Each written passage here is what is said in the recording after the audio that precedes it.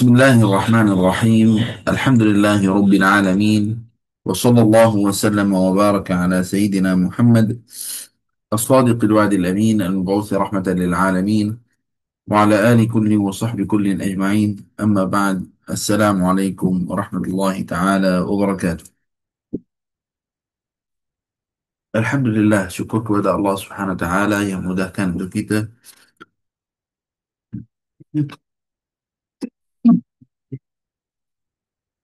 yang hadir dalam kelas untuk bacaan kitab Syama'il Al-Muhammadiyah. Semoga Allah Subhanahu wa taala mudahkan untuk kita untuk khatam kitab ini insya-Allah biiznillah pada 12 Rabiul Awal. Kita lagi sikit insya-Allah, tak banyak. Insya-Allah kita sudah sampai pada bab 49.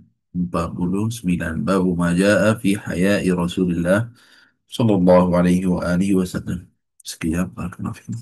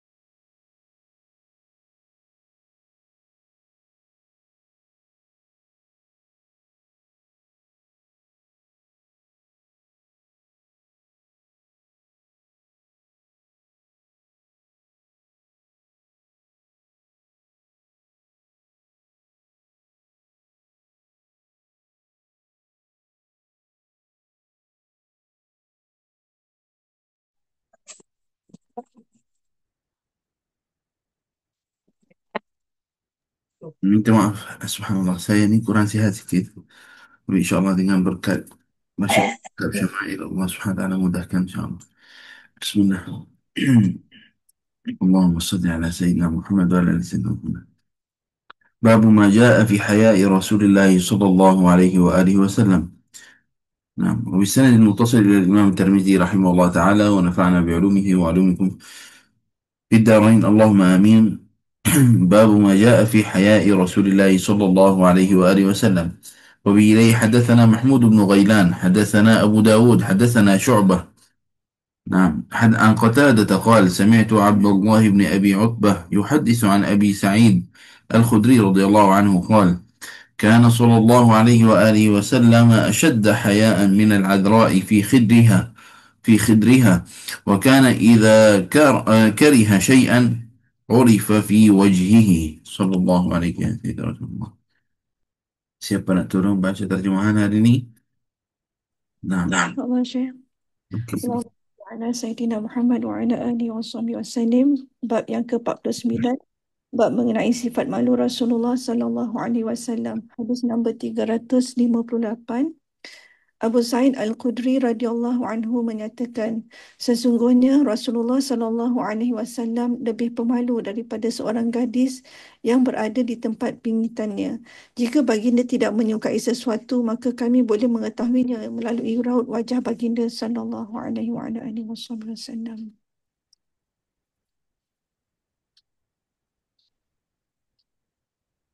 Haya minal iman. Nah, ada satu maqula, ada satu kata di antara orang macam la haya fid din.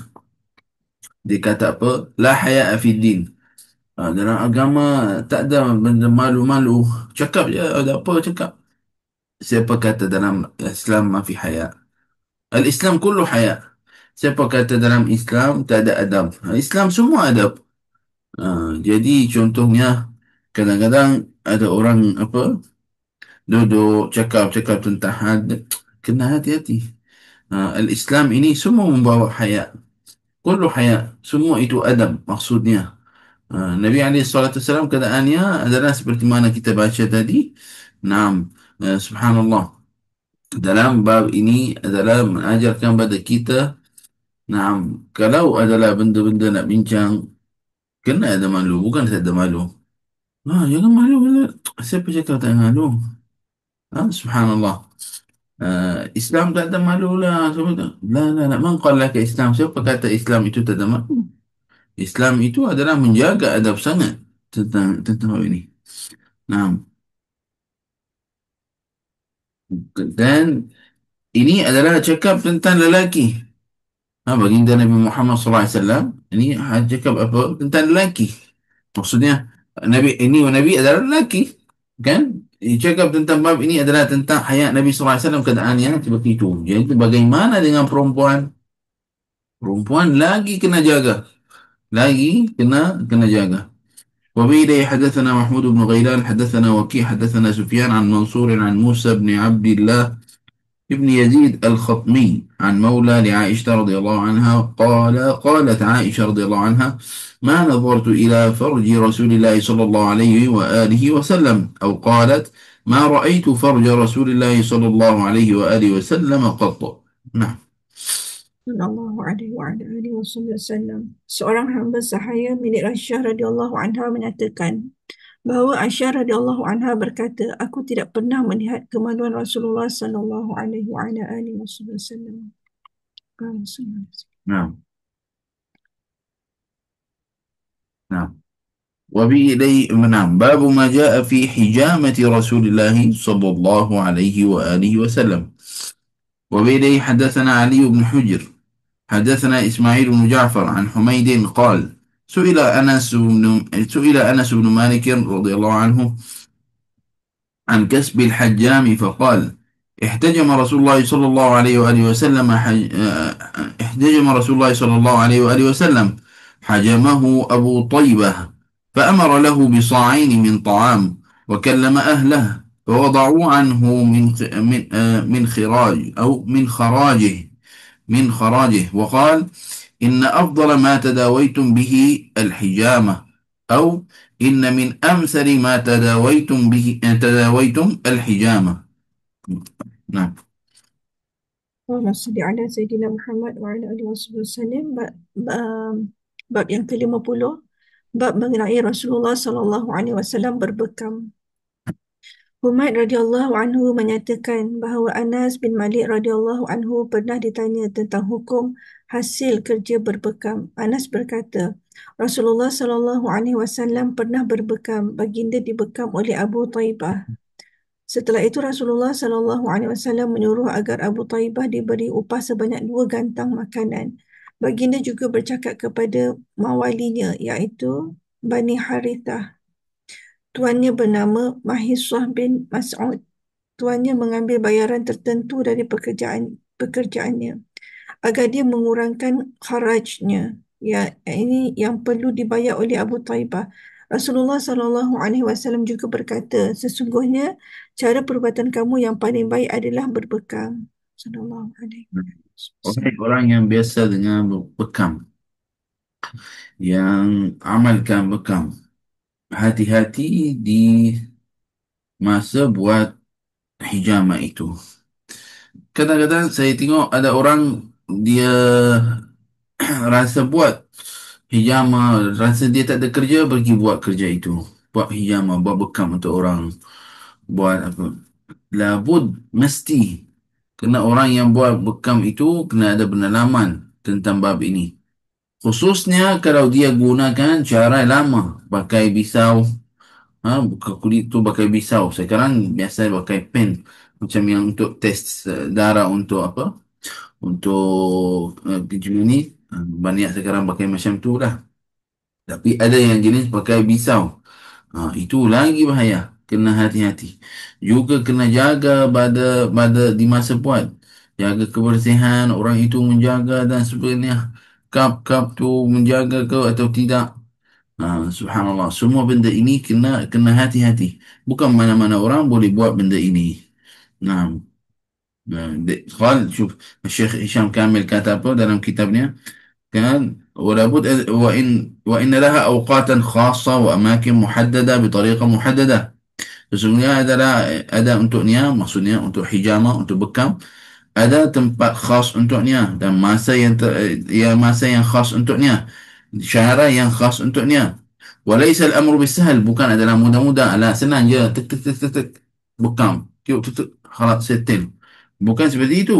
Kaman qara'a kitaban fasara tabiban, orang baca buku, dah jadi doktor dah. Tak jadilah. Benda ini kena betul-betul.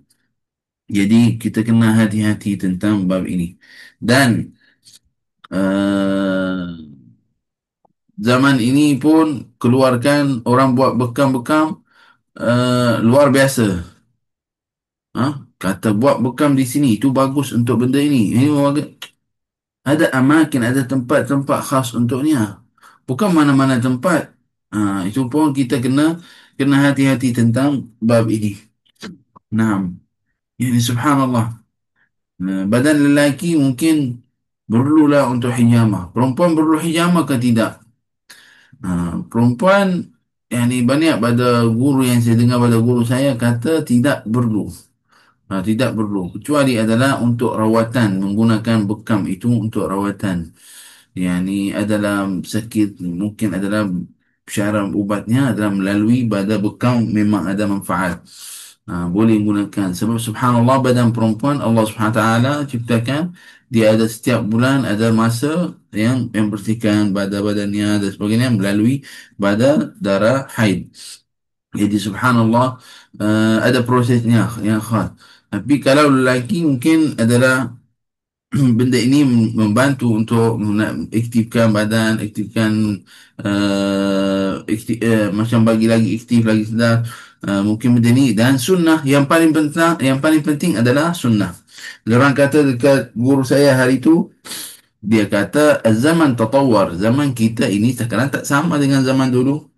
Sekarang al-ghaya apa tujuan orang buat bekam? Keluarkan dari badan adalah darah. Orang kata apa? Darah yang basi ataupun yang rosak. Ada ke dalam badan kita darah rosak? Ha? Ni subhanallah ini pun kita kena hati-hatilah tentang bab ini. Ada ke dalam badan kita darah yang rosak? Subhanallah. Bukan itu adalah dia memang ada hikmahnya, ada hikmahnya. Allahu alam apa dia, ada hikmahnya.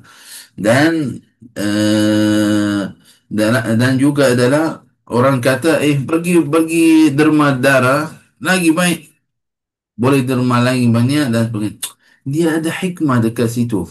Kalau belum lagi faham, benda ni adalah ramai orang yang pada orang putih non muslim pun dah buat bekam. Orang-orang yang mandi kolam berenang secara olimpik tu ada ramai yang buat bekam. Kalau orang itu non muslim dia sudah percaya tentang ini adalah itu adalah sesuatu namanya rawatan. Kamu kenapa tak nak percaya wahai orang Islam? Tak payahlah apa tu. Kamu cari orang yang betul-betul buat, insya-Allah buat sekali, kemudian kamu akan nampak apa berkesannya, apa yang hasil badannya. Nah, jadi orang pergi dermah darah dengan orang buat bekam tak sama. Tidak sama. Tapi bekam, ya, lepas kamu buat derma darah, memang kamu sudah dermakan darah lebih banyak yang akan daripada darah yang akan keluar daripada bekam. Tetapi tak sama. Tak sama. Tidak sama pada babnya.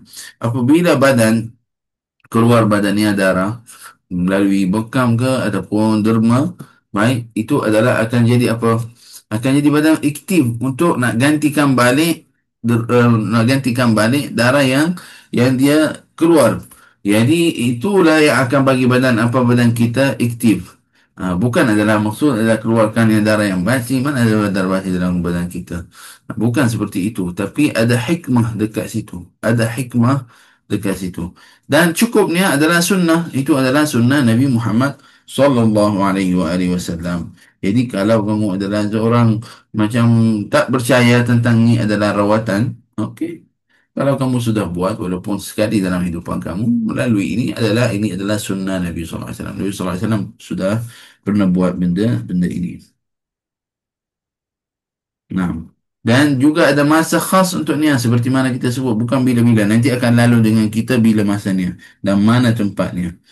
Nah, seterusnya hadis 361. Hadatsana Amr bin Ali, hadatsana Abu Dawud, hadatsana Warqa bin Umar. Minta maaf banyak-banyak saya cakap tentang bab ini, tentang bab bekam. Macam cakap banyak tentang bab ini. Sebab saya pernah jumpa dengan orang yang mungkin dia tak ada kerja ke apa, jadi nak kerjakan buat bekam. Benda ini adalah bukan adalah benda yang biasa. Benda ini adalah kena ada syaratnya betul-betul, kena faham betul-betul, jaga tentang bab ini. Oh, buka ambil pisau. Buka lagi kuat sikit. Bagi darah banyak keluar. Oh, keluar darah banyak, lagi banyak. Itu adalah makna yang lagi bagus, lagi sihat. Laisat hakadha, bukan seperti itu. Nauzubillah, kalau kamu bukan pisau tu dan buka badan orang itu, orang yang guna cara lama, buka dengan pisau. Bah, contoh terbuka lagi kuat adalah terkena badan urat, kena la ilaha illallah, bahaya. Lagi orang yang buat bekam di tempat yang bukan-bukan. La astaghfirullahalazim. Kata adalah ini rawatan untuk lelaki, rawatan untuk zuriat. Hasbunallah wa ni'mal wakil. Dari mana kamu dah ambil benda ni? Jadi ini adalah semua kita kena hati-hati. Nah, jadi minta maaflah saya cakap tentang bab ini. Saya geram sikit lah tengok orang macam nak buat ini atas nama alasan apa sunnah Nabi sallallahu alaihi wasallam. Lepas tu buat benda-benda yang bukan mengikut pada sunnah, bukan adalah datang pada niat dalil, hanya macam ijtihad syakhsi. Maksudnya dia agak-agak sini bagus untuk untuk bekam. Tengok orang kat sakit kaki, okey buat bekam situ. Sakit dia buat bekam situ. Bukan semua tempat. وبه حدثنا عمرو بن علي حدثنا أبو داود حدثنا ورقاء بن عمر. نعم. عن عبد الأعلى عن أبي جميلة عن علي رضي الله عنه أن النبي صلى الله عليه وآله وسلم احتجم وأمرني فأعطيت الحجام أجره. نعم سيريكا سيريكا أستاذة. Sallallahu alaihi wa ala alihi wasallam. Ali bin Abi Thalib radhiyallahu anhu menyatakan Rasulullah sallallahu alaihi wasallam pernah berubat dengan cara berbekam dan menyuruh aku, maka aku memberi kepada tukang bekam itu upahnya. Sallallahu alaihi wa ala alihi wasallam. وبه حدثنا هارون بن إسحاق الهمداني حدثنا عبده عن سفيان الثوري عن جابر عن الشعبي عن ابن عباس رضي الله عنه قال إن النبي صلى الله عليه وآله وسلم احتجم على الأخدعين وبين الكتفين وأعطى الحجام أجره ولو كان حراما لم يعطه. Sallallahu alaihi wasallam. Ibnu Abbas radhiyallahu anhu menyatakan Rasulullah sallallahu alaihi wasallam pernah berbekam pada dua urat tengkuk dan antara kedua-dua bahu baginda sallallahu alaihi wasallam. Baginda sallallahu alaihi wasallam memberikan kepada tukang bekam itu upah. Sekiranya itu ia adalah haram, baginda pasti tidak akan memberinya. Sallallahu alaihi wasallam. إليه حدثنا هارون بن إسحاق حدثنا عبده عن ابن أبي ليلى عن نافع عن ابن عمر رضي الله عنه أن النبي صلى الله عليه وآله وسلم دعا حجاما فحجمه وسأله كم خراجك فقال ثلاثة آصع فوضع عنه صاعا وأعطاه أجره. Sallallahu alaihi wa alihi wasallam. Ibnu Umar radhiyallahu anhu menyatakan, suatu hari Rasulullah sallallahu alaihi wasallam memanggil seorang tukang bekam untuk membekam baginda. Lalu baginda sallallahu alaihi wasallam bertanya, berapa bayaran kharajmu, yakni yang wajib kamu berikan kepada tuanmu? Tukang bekam itu menjawab 3 gantang. Maka baginda mengurangkan kharajnya daripada 1 cupak dan memberikannya upahnya. Sallallahu alaihi الله wasallam. عليه وسلم. نعم. akan lalu hadis yang seterusnya bila masanya hijama itu. وبه حدثنا عبد القدوس وبه حدثنا عبد القدوس بن محمد العطار البصري حدثنا عمرو بن عاصم حدثنا همام وجرير بن حازم قال حدثنا قتادة عن أنس بن مالك رضي الله عنه قال كان رسول الله صلى الله عليه وآله وسلم يحتجم في الأخدعين والكاهل وكان يحتجم ب17 و19 و21. sallallahu alaihi wa ala alihi wasallam. Anas bin Malik radhiyallahu anhu menyatakan Rasulullah sallallahu alaihi wasallam pernah berbekam di dua urat tengkuk dan bahagian atas belakang baginda. Rasulullah sallallahu alaihi wasallam berbekam pada 17, 19 atau 21 hari bulan. Sallallahu alaihi wasallam. وبه حدثنا إسحاق بن منصور أنبأنا عبد الرزاق عن معمر عن قتادة عن أنس بن مالك رضي الله عنه أن رسول الله صلى الله عليه وآله وسلم احتجم وهو محرم بملل على ظهر القدم. نعم. Sallallahu alaihi wa ala alihi wasallam. Anas bin Malik radhiyallahu anhu menyatakan Rasulullah sallallahu alaihi wasallam pernah berbekam di bahagian belakang kaki baginda di Malan. Ia ini satu tempat yang berada di antara Mekah dan Madinah dalam keadaan berihram. Sallallahu alaihi Bagaimana untuk wasallam. dalam keadaan berihram kemudian buat bekam? Ya, tanpa dia buang bulu. Tanpa buang bulu, rambut, tak ada buang. Boleh. Itu rawatan. Itu adalah namanya rawatan. Jadi boleh lakukan. Tidak masalah dalam bab nisyad. Tidak ada membuangkan bulu dan sebagainya. Nah,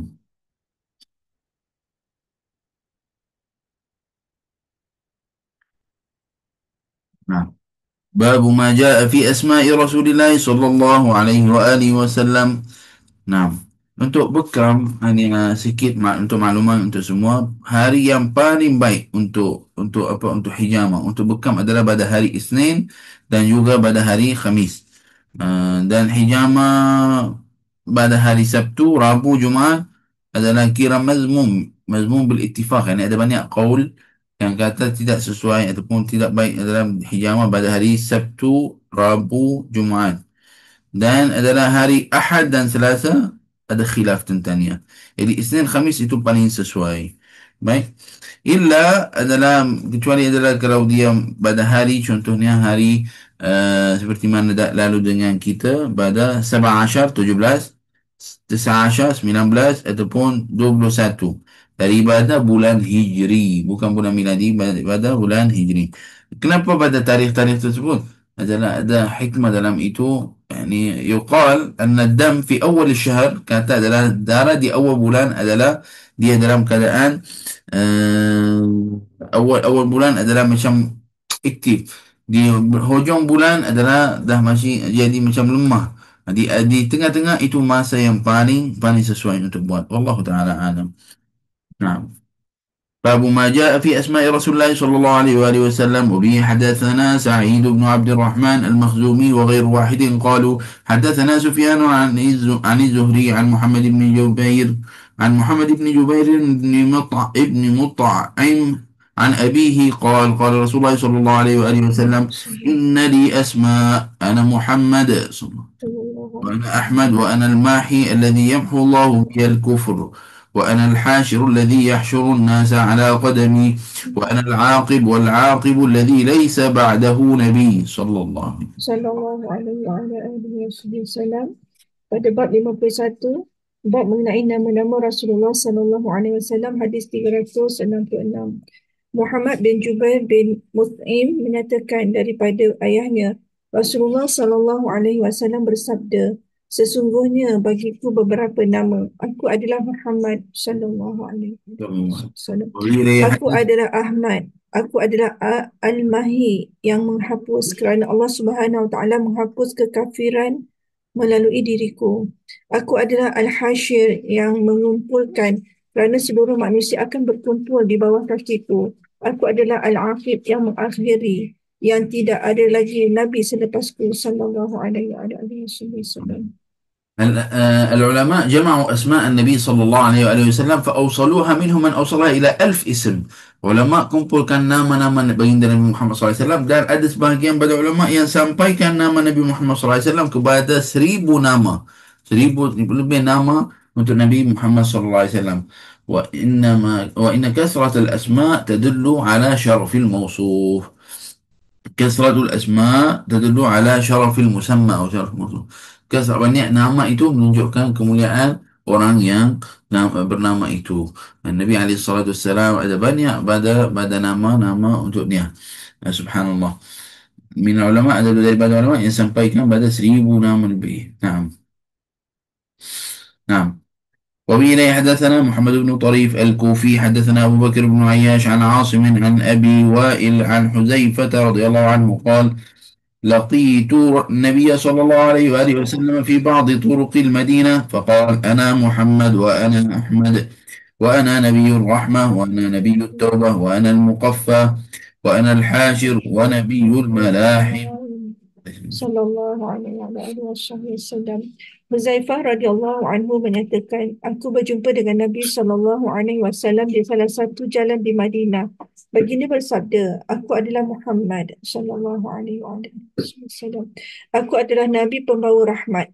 Aku adalah nabi pembuka pintu taubat. Aku adalah al-muqaffah, rentetan yang terakhir, dan aku adalah Nabi yang terlibat dalam peperangan-peperangan besar. Sallallahu alaihi wasallam. صلى الله عليه وسلم. عليك يا سيدي يا رسول الله. وبه حدثنا إسحاق بن منصور حدثنا النصر بن شميل أنبأنا حماد بن سلمة عن عاصم عن زر نعم عن زر عن حذيفة عن النبي صلى الله عليه وآله وسلم نحوه بمعناه. هكذا قال حماد بن سلمة عن عاصم عن زر عن حذيفة رضي الله عنه. حديث yang sama tapi isnad yang lain. Ada terjemahan? Tak ada pada terjemahan dari sini. Teruskan. باب ما جاء في عيش باب ما جاء في عيش النبي صلى الله عليه وآله وسلم. حدثنا خليبة بن سعيد حدثنا أبو الأحوص عن سماك بن حرب قال: سمعت النعمان بن بشير رضي الله عنه يقول: ألستم في طعام وشراب ما شئتم لقد رأيت نبيكم لقد رأيت نبيكم صلى الله عليه وسلم وما يجد من الدقر ما يملأ بطنه صلى الله عليه وسلم. Sallallahu alaihi wasallam. Bab 52 mengenai kehidupan Rasulullah sallallahu alaihi wasallam. Hadis 349. Al-Nu'man Ibn Bashir radhiyallahu anhu menyatakan, bukankah kamu boleh makan dan minum apa yang kamu mahu? Sesungguhnya aku telah melihat Nabi kamu sallallahu alaihi wasallam, beliau tidak memiliki kurma usang pun untuk memenuhi perutnya sallallahu alaihi wasallam. وبه حدثنا هارون بن إسحاق الهمداني حدثنا عبده عن هشام بن عروة عن أبيه عن عائشة رضي الله عنها قالت: إن كنا آل محمد نمكث شهرا ما نستوقد بنار إن هو إلا التمر والماء صلى الله عليه وسلم. Aisyah radhiyallahu anha menyatakan, sesungguhnya kami keluarga Muhammad sallallahu alaihi wasallam selama sebulan tidak pernah menyalakan dapur. Apa yang ada cuma tamar dan air. Sallallahu alaihi wasallam. وهذا في زماننا dan ini di zamanina dah mula kurang. Mana sekarang ada apa keluarga isteri apa tahan dengan suaminya makan sikit je. Ha, zaman ini kadang-kadang macam-macam. Pada suami isteri atau menantu apa tak ada makan, tak ada apa. Ismai, dengar apa wahai wanita yang salihah, dengarlah bagaimana hal keluarga Nabi SAW. Sayyidah Aisyah beritahu pada kita sampai kurma yang apa dalam bab ini adalah sampai adalah dalam bab ini adalah kurma dengan air, itu makanannya, kurma dengan air. Jadi kalau ada masih lagi ada orang sarapan nasi lemak, masih ada sarapan bihun, kamu dengan nikmat yang besar lah. Ah, sahaja itu, tak ada benda lain, tak ada ayam, makan nasi lemak, tak ada ayam, tak ada ikan pun tak ada. Jadi kamu adalah duduk dalam nikmat yang besar. Nah, subhanallah. Wa ta'am alladhi, makanan yang ada badannya faedah, manfaat banyak adalah di antaranya kurma. Kurma itu ada manfaat yang baik badannya. Subhanallah. Orang yang menjaga tentang kurma, khususnya pada kurma, adalah pada jenis-jenis kurma. Ada di antaranya kurma ajwa contohnya dikenali dengan benda yang bagus. Jadi subhanallah, benda ni adalah kira untuk rawatan juga. Nah, teruskan. وبه إليه حدثنا عبد الله بن أبي زياد حدثنا سيار حدثنا سهل نعم حدثنا سهل بن أسلم عن يزيد بن أبي منصور عن أنس عن أنس رضي الله عنه عن أبي طلحة رضي الله عنه قال شكونا إلى رسول الله صلى الله عليه وآله وسلم الجوع ورفعنا عن بطوننا عن حجر حجر فرفع رسول الله صلى الله عليه وآله وسلم عن بطنه عن حجرين. قال أبو عيسى هذا حديث غريب من حديث أبي طلحة لا نعرفه إلا من هذا الوجه.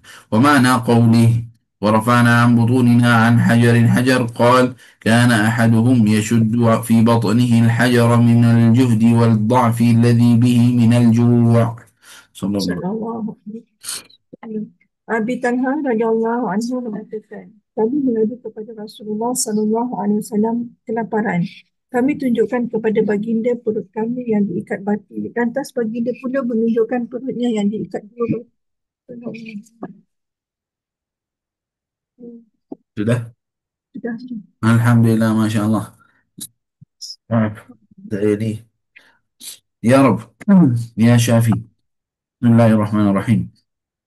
وفي إليه حدثنا محمد بن إسماعيل حدثنا آدم بن أبي إياس حدثنا شيبان أبو معاوية حدثنا عبد الملك بن عمير عن أبي سلمة بن عبد الرحمن عن أبي هريرة رضي الله عنه قال خرج رسول الله صلى الله عليه وآله وسلم في ساعة لا يخرج فيها ولا يلقاه فيها أحد فأتاه أبو بكر فقال ما جاء بك يا أبا بكر؟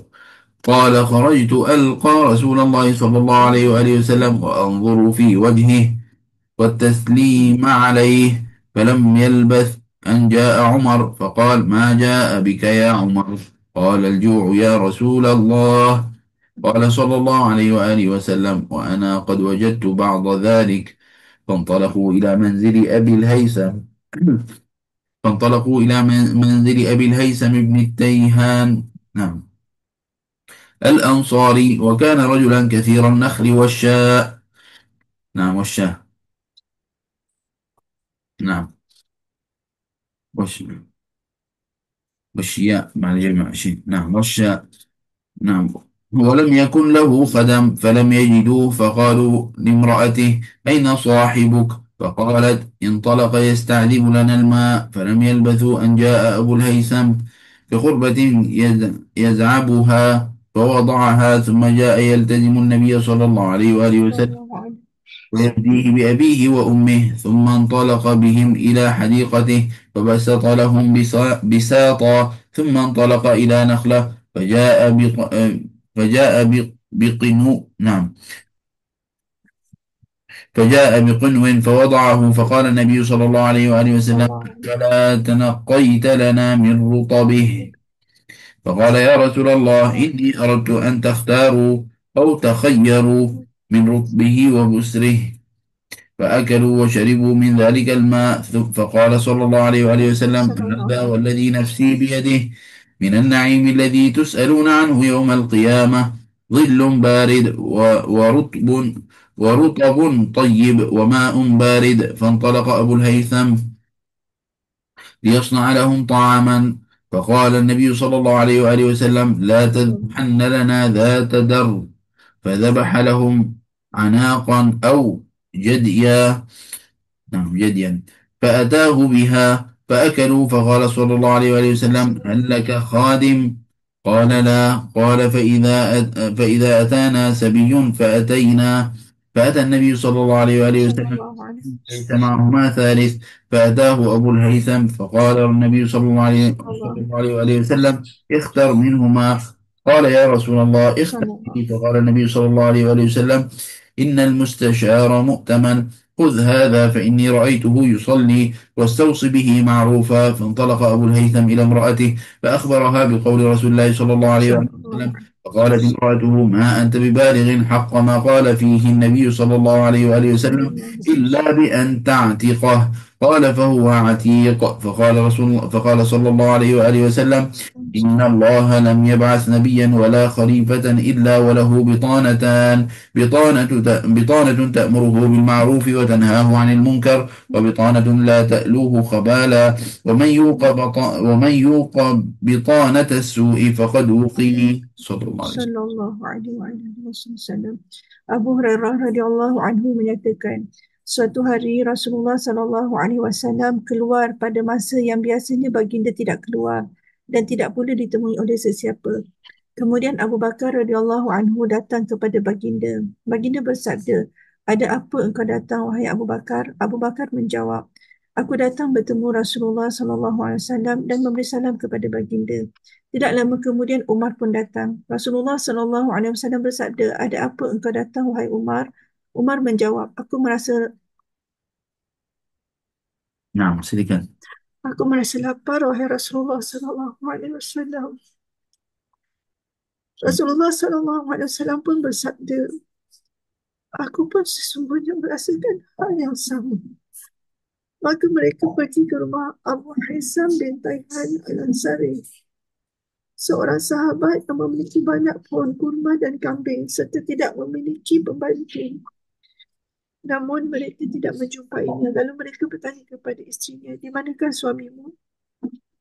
Ia menjawab, "Suamiku sedang mencari air tawar untuk kami." Tak lama kemudian, Abu Haisam datang dengan membawa bekas air yang berisi. Ia menaruh bekas air itu kemudian memeluk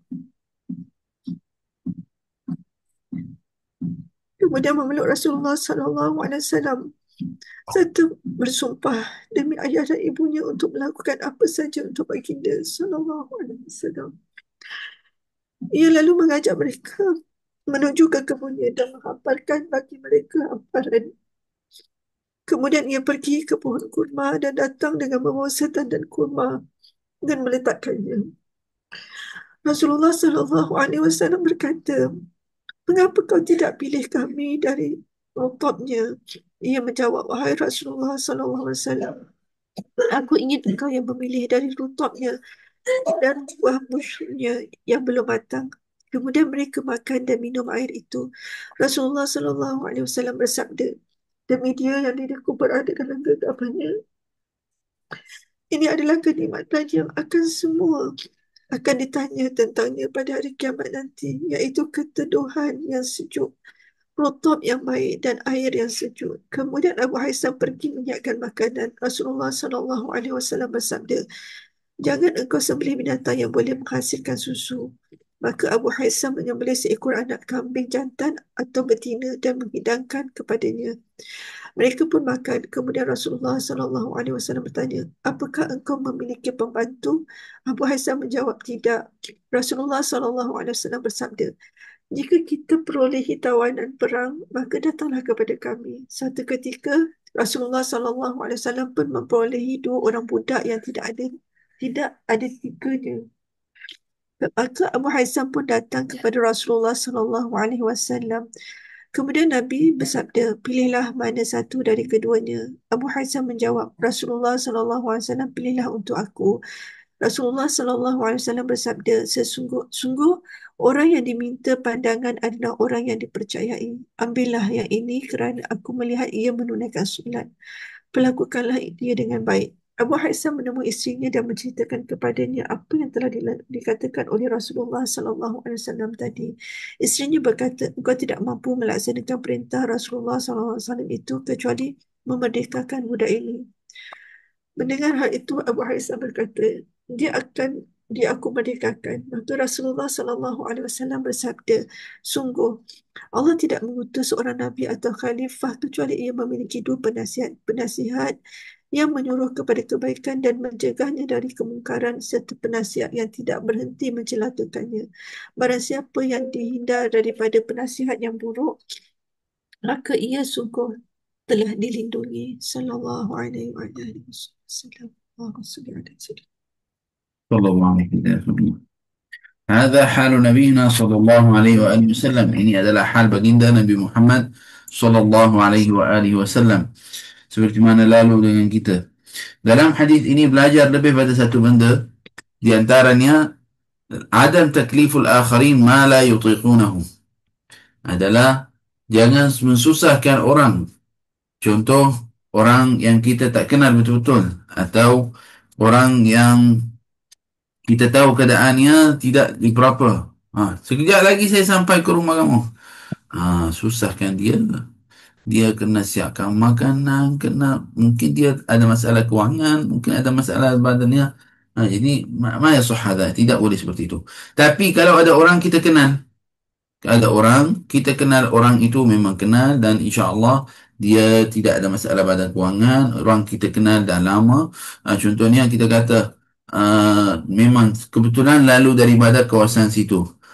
Contoh uh, Contohnya, ustazah yang baca tadi adalah Ustazah Umar Mirah. Ini adalah salah seorang guru di Baitul Furqan, Masya Allah. Dia adalah menaja juga dengan kita di Baitul Furqan. Semoga Allah SWT mudahkan untuknya. Amin ya Rabbal Alamin. Yaftah alaiha wa ala auladiha ya Rabb. Amin. Dan juga untuk semua. Yang penting, contoh kita lalu dekat kawasan dekat bada-bada daripada rumah Ustazah Ummah Mira. Kita kata cakap dengan isteri saya, Ustazah bagi tahulah Ustazah Ummah Mira kita akan datang dengannya sekejap. Adalah lalu ada rumah dekat kebetulan dekat rumah dia. Kita jumpa sekejap ada nak mention sikit tentang kerja contohnya ataupun apa bihuduri zawjiha taban. Jadi saya sampai ke situ. Contoh suaminya tidak ada. Saya tidak boleh masuk rumah. Minal adab daripada bab ini kita kena jaga. Rajulul bait ghair mawjud ma fi dukhul. Ini adalah pada Arab macam tu wal Islam seperti itu. Lelaki tidak ada di rumah, saya tidak boleh masuk. Seperti mana dekat sini lalu dengan kita dalam hadis ini apabila sahabat itu sampai apabila Nabi SAW sampai ke rumah orang itu di masa itu adalah apa jadi uh, isterinya kata dia suaminya dah pergi untuk ambil apa ambil air.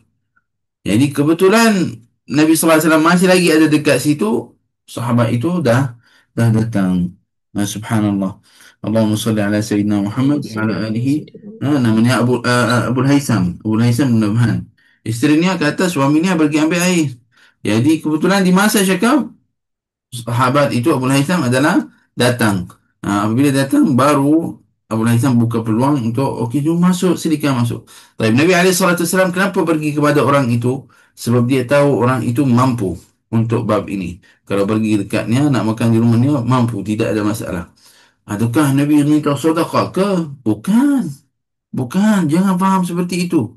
Tapi Nabi SAW adalah la yukallifun nas ma la yutiqunahu. Bukan pergi kepada mana-mana rumah orang. Dia tahu orang ini insya-Allah dia mampu dan tidak ada masalah. Dia memang orang yang jenis mudiyaf. Yani maksudnya orang yang suka tetamu dan tidak ada masalah pada bab ini.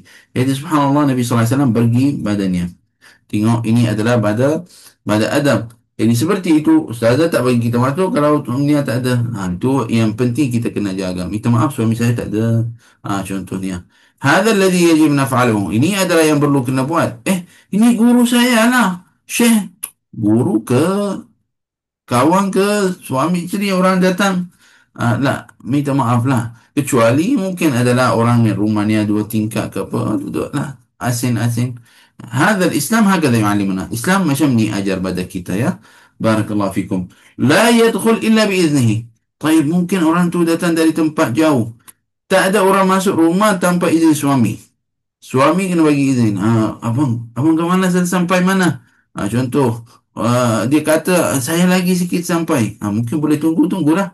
Kalau dia suami lagi masih lagi jauh, tapi orang tu datang ke rumah kita dengan apa? Dengan isterinya dan contoh ada anaknya contoh. Mungkin kalau suami izinkan dan keadaan rumah sesuai, mungkin boleh, tapi al-aula adam dukhul. Dari bab yang lebih baik maksudnya jangan masuk. Jangan masuk. Itu adalah siapa-siapa tak ada masalah pada bab ini. Kerana al-mar'a fi baitiha kerana perempuan di isteri adalah di rumahnya dia adalah amanah. Amanah di rumahnya, menjaga rumah tangganya. Itu adalah penting tentang bab ini. Naam, sallallahu alaihi ya Sayyidi ya Rasulullah. Dan satu lagi dalam hadis ini belajar juga satu benda yang lain, iaitu di masa sahabat itu Abu Haisam dia pergi pada pokok kurma itu, diambilkan terus, ambil dari pokok kurma itu, ambil satu bahagian terus apa ghusn, ataupun ada yang buat, ada buat, ambil semua bawa ke situ. Nabi sallallahu alaihi wasallam kata kenapa tak membelih mana yang sudah masak, maksudnya yang sudah boleh makan dan sebagainya. Orang itu kata apa, yakni saya membawa kepadamu ya Rasulullah untuk kamu pilih mana yang kamu nak. Mana ya Rasulullah sallallahu alaihi wasallam nak. Hadza dalil ala al-karam. Ini adalah dalil, adalah tanda untuk orang itu adalah orang yang karim. Dibawa semua kepada Nabi sallallahu alaihi wasallam. Sallallahu Kurma, alaihi kurma wasallam. seperti mana kita tahu, dia adalah sebelum masak, adalah dia masih lagi belum jadi dinamakan kurma, dipanggil balah. Kalau kita Arab panggil balah. Adalah jadi dalam masa itu ada yang masak, ada yang belum masak. Jadi terpulang pada Nabi sallallahu alaihi wasallam nak makan macam mana? Terpulang bawa untuk orang itu. Satu lagi, apabila Nabi sallallahu alaihi wasallam tengok Sallallahu orang itu dia tidak ada orang untuk khidmat untuknya. Jadi Nabi sallallahu alaihi wasallam tolong orang itu, membawa dua orang badannya. Kata ada dua orang, pilih mana yang satu kamu nak. Jadi orang itu apa kata pada Nabi sallallahu alaihi wasallam, Sayyidina Abu Haitham kata kepada Nabi sallallahu alaihi wasallam, pilihkan untuk aku ya Rasulullah. Jadi dia aku makan. Jadi apabila Nabi sallallahu alaihi wasallam dengar seperti itu, qal al-mustasyaru mu'taman. Orang yang musyawarah dengannya, contoh kita kata contoh ada seorang pandai untuk bahagian kereta, contohnya kita kata tolong tengok kereta ini okey ke tidak, boleh ke saya ambil, ini adalah amanat, maknanya saya sudah beri amanat pada kamu. Kalau kereta itu tak elok, cakap tak elok, jangan cakap adalah bagus, jangan, tak boleh. Kamu kenalkan owner kereta tu, okey, lepas tu, oh, sebab kenal cakap okey. Tak boleh. Ini amanah dah. Muktaman, ada amanah. Jadi Nabi SAW di masa itu kata apa? Ambillah orang ini sebab saya tengok dia solat. Ini menjaga solatnya. Jadi subhanallah, ini pun mengajarkan kita pada amanah. Apa lagi belajar pada hadis ini? Banyak lagi, ada lagi. Apa lagi yang kita belajar pada hadis ini? Adalah dalam hadis ini, selepas tentang bab amanah ini, isteri Abu Haitham, isteri sahabat Abu Haitham bin Nabhan adalah apa? Isterinya isteri yang salihah, isteri yang salihah, yang membawa musyawarat yang baik untuknya. Sayyidina sahabat itu Abu Haitham apabila mengambilkan orang itu, فقالت امرأته ما أنت ببالغ ما قال فيه النبي صلى الله عليه وسلم إلا بأن تحققه. Kalau kamu nak sampai apabila orang itu apabila Rasulullah SAW kata pada Abu Haitham, awal Sayyidina Abu Haitham kata pada Rasulullah SAW, ikhtar li. فقال فقال النبي صلى الله عليه وسلم, Nabi SAW, ikhtar minhuma. Faqala ya Rasulullah, ikhtar li. Sayyidina Ibrahim SAW kata, pilih untuk aku ya wahai Rasulullah. Faqala Nabi SAW, innal mustasyara mu'taman. Sesungguhnya orang yang mustasyar itu adalah mu'taman, ada amanah. Khudh hadha, ambil ini sebab dia adalah salat. Ra'aitu yusalli, lihat dia adalah salat. Wastawsi fihi khaira, dan menjaganya dengan baik-baik. Jadi isteri kepada Abu Haitham kata padanya apa?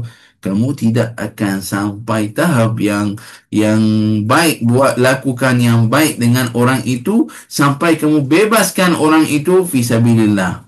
Jadi masa itu adalah orang maksud hamba orang bekerja, jadi bekerja dia. Kamu kalau nak betul-betul dapat apa yang Nabi sallallahu alaihi wasallam kata, kamu bebaskannya.